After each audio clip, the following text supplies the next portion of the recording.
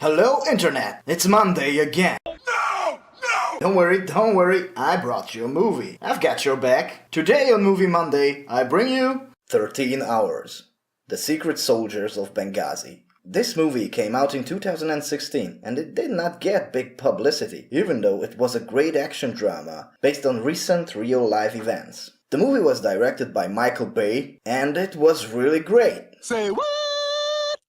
Yeah, this movie came from the director whose last so decent movie was the first Transformers movie, and his last good movie was probably Bad Boys 2.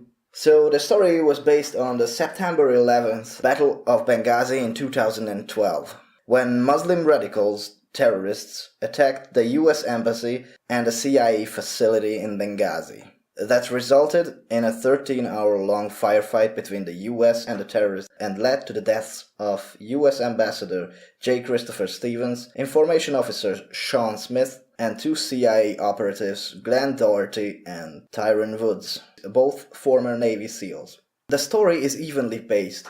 We get a short look behind the curtains about how the CIA operates, how they gather intelligence. We get a glimpse of the cat-and-mouse game that goes on in the world of spies, but that is not the focus of the movie, because the story is shown mainly from the perspective of the ex-military spec ops guys who protect these agents, because you don't just go James Bond your way around across Libya.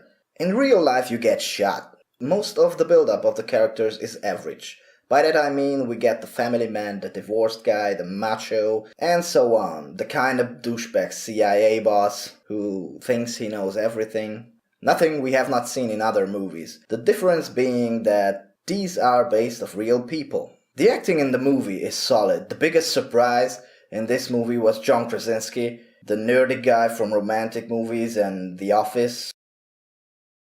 Yeah. He's now an action star, I guess, but Pablo Schreiber, David Constable, and the rest of the cast were also really great. But John Krasinski is the real surprise. I mean, he delivers a solid performance. I buy into the fact that he's a badass motherfucker. The CIA operatives are kinda dicks to the soldiers up until the point shit hits the fan. And by that I mean really big shit. With machine guns and rocket launchers. So I salute to everyone who is ready to give his own life to save others. How true to life is the film? Example of when I walked out of the theater after I saw it, I felt just drained. Like there was a big hole inside me, and it was because I really virtually went back to Benghazi when I was watching it.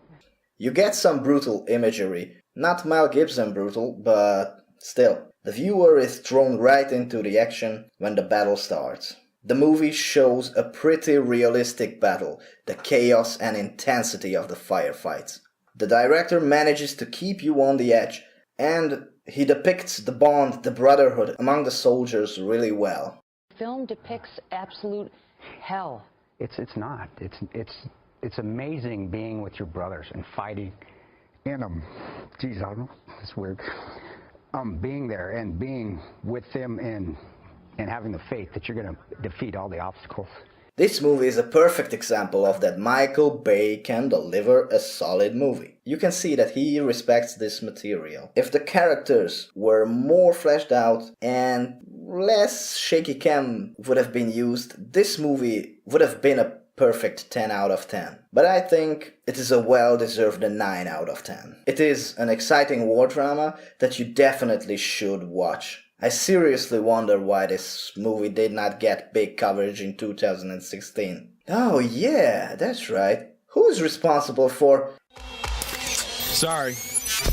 I will put a link to the trailer down below. Have you seen this movie? What did you think of it? What do you think? Can Michael Bay direct? Or was this just a lucky break? Whatever it is, feel free to comment down below. And if you liked my video, give it a thumbs up. And if you want more content like this, feel free to subscribe and share it with your friends. And as always, thank you for watching.